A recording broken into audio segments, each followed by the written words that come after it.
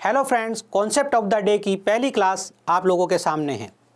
आपके सामने एक प्रश्न लिखा है, किसी वस्तु के मूल्य में 33.1/3% की वृद्धि तथा खपत में 12.5% की कमी होने पर खर्च पर क्या प्रभाव पड़ेगा। और आप उत्तर जानना चाह रहे हैं। नवीनतम परीक्षाओं में ये सवाल पूछे जा रहे हैं।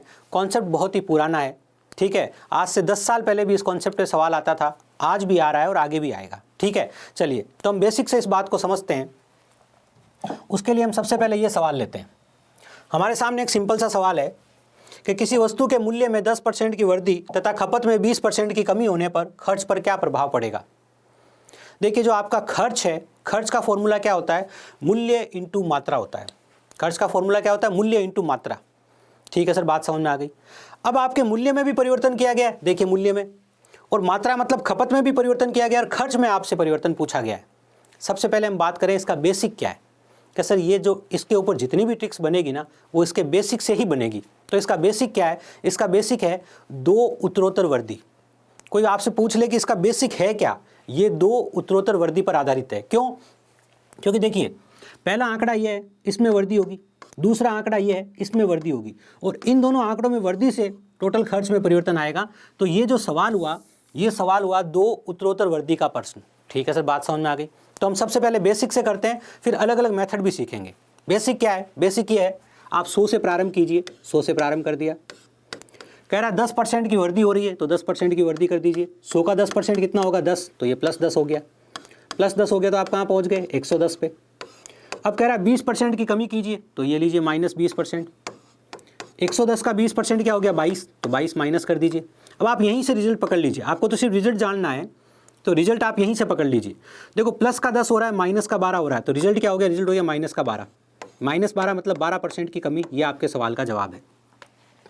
ये तो आपने इसके प्योर बेसिक कॉन्सेप्ट से इस सवाल को समझा है कि ये 2 उत्तरोत्तर वृद्धि का सवाल है, इसलिए हमने 100 को मूल राशि माना। 100 को इसलिए माना क्योंकि हम 100 पे सीधा प्रतिशत निकालते हैं। 100 पे हमने 10% बढ़ाया, 110 हो गया। 110 का 20% कम किया, 22 हो गया। 10 बढ़ाता, 22 घटाता, तो कुल मिलाकर क्या हो गया, 22 घट गया। आप ये भी कर सकते थे, 110 में से 22 घटाते तो 88 आता। 88 आता तो आप कहते 100 से 88 हो गया, मतलब 12% की कमी हुई। ठीक है, चलिए अब हम बात करते हैं इस सवाल को करने के और जो मेथड है उस पर। हम 3 मेथड सीखने वाले हैं। क्यों सीखने वाले हैं, अभी आप समझोगे। सबसे पहला मेथड क्या है, ध्यान से देखिए। आपको मूल्य में परिवर्तन दिया गया है, मात्रा में परिवर्तन दिया गया और खर्च में परिवर्तन आपसे पूछा गया। जब भी ऐसा हो, जैसे कि आयत की लंबाई में परिवर्तन दे दे, आयत की चौड़ाई में परिवर्तन दे दे और क्षेत्रफल में परिवर्तन आपसे पूछ ले। आपको कह दे कि हम आपको चाल में परिवर्तन बता रहे हैं, हम आपको समय में परिवर्तन बता रहे हैं, तो दूरी में परिवर्तन आप बताओ, क्योंकि चाल इंटू समय बराबर दूरी होता है। तो ऐसे सभी सवाल जहाँ पे 2 राशियों को गुणा करने पर तीसरी राशि बनती है, वहाँ पर यह कॉन्सेप्ट काम में आएगा।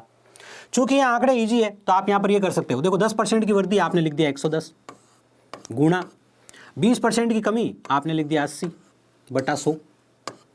2 0 से 2 0 आपने काट दिया, कितना आ गया, 88। 88 हो जाने का मतलब क्या हो गया, 12% की कमी। ये लीजिए, यह आपने इसमें एक और मेथड अप्लाई किया बेसिक के अलावा, जो आप आमतौर पे काम में लेते होंगे। अब अगर यही सवाल हमारे सामने ऐसे होता कि किसी वस्तु के मूल्य में 8% की वृद्धि और खपत में 5% की कमी की जाए।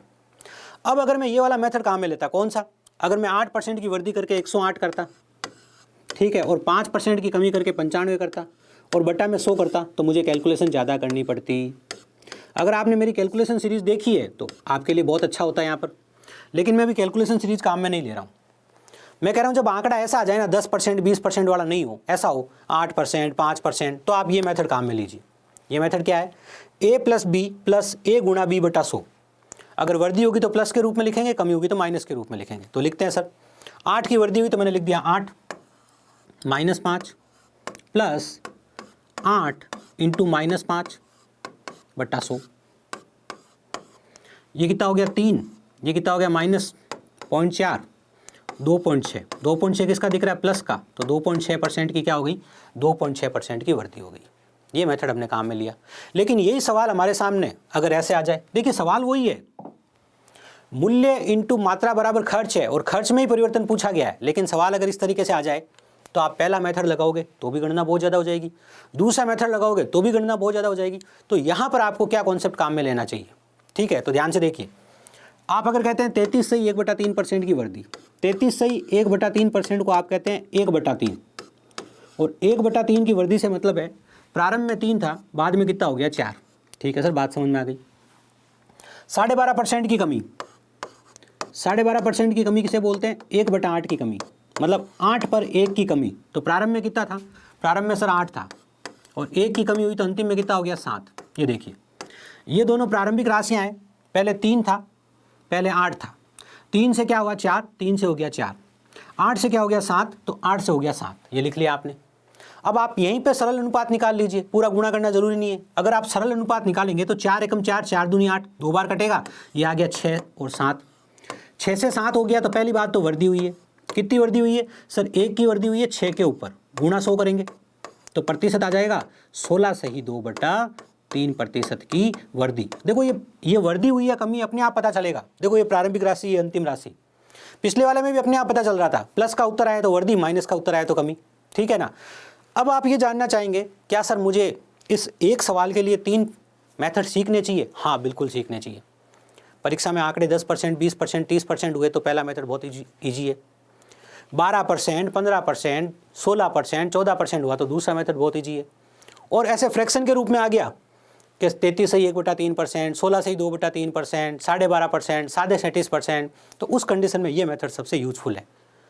और आप एक बात हमेशा ध्यान रखिएगा, यूँ नहीं सर मैं एक ही मेथड को तीनों जगह चिपकाऊंगा, मैं तो इसी मेथड को तीनों जगह चिपकाऊंगा, गणना बढ़ जाएगी। अगर आप परीक्षा में सवाल आपको आता है लेकिन आप गणना कम नहीं कर पाते हैं तो उस सवाल को आने का कोई फायदा नहीं है, क्योंकि प्रतियोगिता परीक्षा का महत्व यह है कि आप कम समय में सवाल कर पाए। अच्छा, अब आपके लिए क्वेश्चन है और सब लोग कमेंट बॉक्स में इस क्वेश्चन का आंसर देंगे। किसी वस्तु के मूल्य में 37.5% की कमी होने पर तथा खपत में 60% की वृद्धि होने पर खर्च पर क्या प्रभाव पड़ेगा? इसका सवाल मैं आपसे चाहता हूं और फिर मैं वापस आपको बता रहा हूं।